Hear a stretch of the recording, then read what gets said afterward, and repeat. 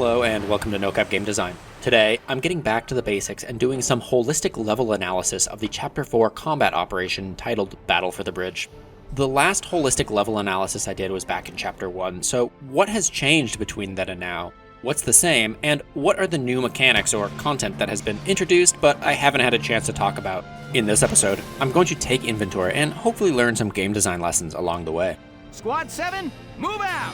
I made the claim that the previous level was the first real level, so now that we're in the middle game, let's check in. First, a story update. The Empire has stormed across the Gallian countryside and is threatening the city of Vassal. We've pushed them back to the east side of the river, but they control the bridge. Today, we take back the bridge with an amphibious sneak attack. The story leads into a mission profile. The goal is to take the enemy base. As I said in the previous episode, the developers have placed an emphasis on diversity of gameplay, not just assets. That diversity can be seen here too.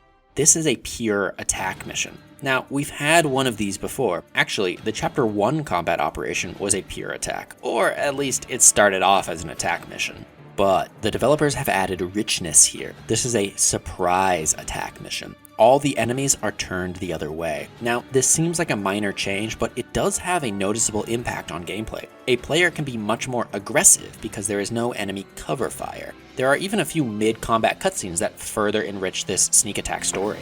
This is Alpha Camp. A patrol unit had a misfire. Condition green. Relax. We're fine. Understood. Well, you guys keep the fires lit till it's time for our shift. Over and out. That was amazing, East. Between the squad's fast action and that fast talking, we saved ourselves some heat.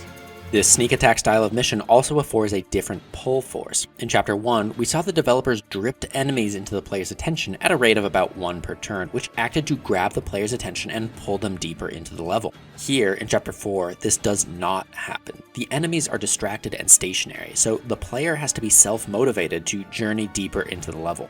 This is a good design decision for a more advanced level. Forcing the player to be proactive instead of reactive gives the player more agency and control over the gameplay. While this control is valuable for an experienced player, if a new player had to play this level, they would probably not know what to do. This is an example of complexity scaling. Specifically, by turning off some signposts and opening up the map, the designers have given the player more choices, which is good for more advanced players but poses a challenge for newer players. Also, giving the player this control to proactively set the pace of combat is good, but sometimes you'll want the player to be on their back foot. Diversity in mission profiles leads to diversity in gameplay, which makes each level feel more extreme, memorable, and hopefully enjoyable. Good design. Next, I'll compare level architecture. In Chapter 1, I drew attention to the sandbags, which were placed in a ladder structure. Here, the developers are using the same architecture technique, but instead of using sandbags, the developers are using a series of enemy bases for the player to assault. Everything I said in Chapter 1 about the benefits of ladder architecture applies here too. In summary, placing visible goals in a linear path in front of a player gives them a tangible and simple plan to come up with and to execute on. But this is a middle game level, so the designers up the intensity of the ladder. Instead of a single unit guarding a sandbag, this level features an entire squad guarding a base camp. So the overall operation plan is to advance through the level one step at a time, same as in Chapter 1, but each step now requires a dedicated sub-plan to achieve. This added richness is what a more experienced player is expecting. From a design perspective, it's a fairly simple technique. The recipe to add richness to a level is to start with a simple template. Use a ladder template, or a defend the point style mission, or whatever you as a designer think is appropriate. Then, to add depth, replace each step in that template with an entire other mini-mission profile template. For example, in the Halo series, Level 2 was an open world map with several defend the point style missions embedded in it. Here, in Valkyria Chronicles, this is a ladder mission where each step is a dedicated attack the point mission. And after the ladder, the developers have placed a gauntlet the player has to run. Very little cover, bristling with tanks and shock troopers. The encounters are building blocks. Be creative with it. Previously, the designers have mixed offensive and defensive missions together on the same map. In summary, if you want to add depth to a level, take an encounter template and embed more encounters in it.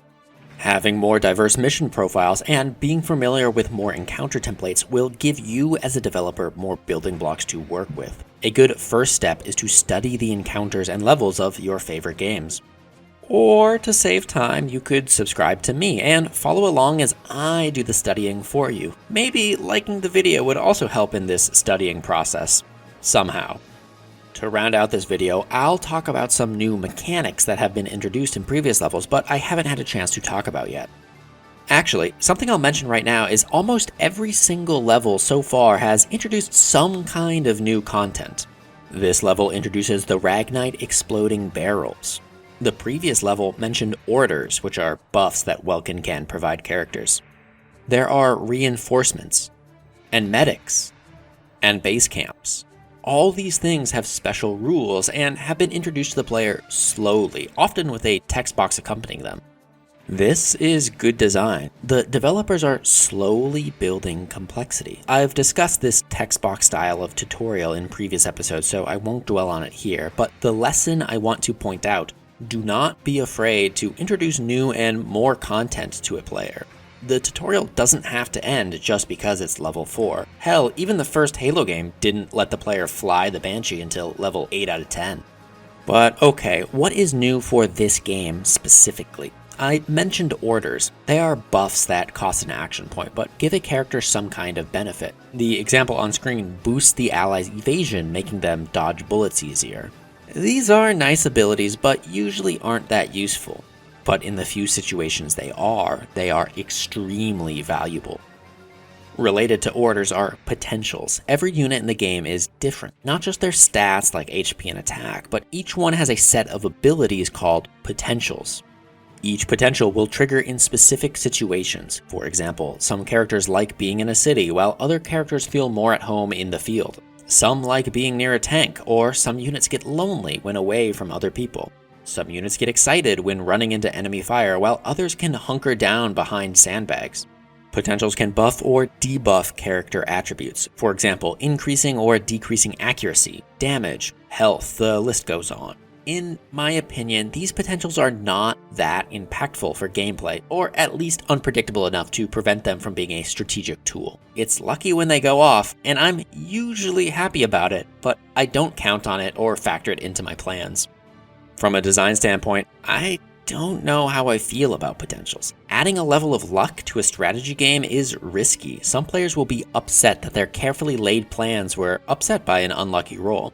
On the other hand, war is unpredictable, so this does add some level of strategic challenge. A player has to always ask themselves, what if something goes horribly wrong? In my opinion, potentials don't have enough impact on gameplay. They don't happen often enough to be reliable for planning, and when they do, they're not powerful enough to really sway the battle. I think the devs should have either made them twice as frequent, which would have made long-term planning more rich, or make them twice as potent, which would make short-term planning more rich. Currently, it's in this awkward middle ground that doesn't really have a big impact one way or the other, but I'm just one guy. What do you think? Do you like the potential system of this game? Are there any potentials that you really like? What about ones you don't like? Let me know in the comments. It really helps to make future content if you share some of your thoughts. But that's it for this episode. If you've enjoyed or learned something about game design, please consider subscribing. In the next episode, Squad 7 goes on the offensive, but the Empire has a new weapon. I'll see you there.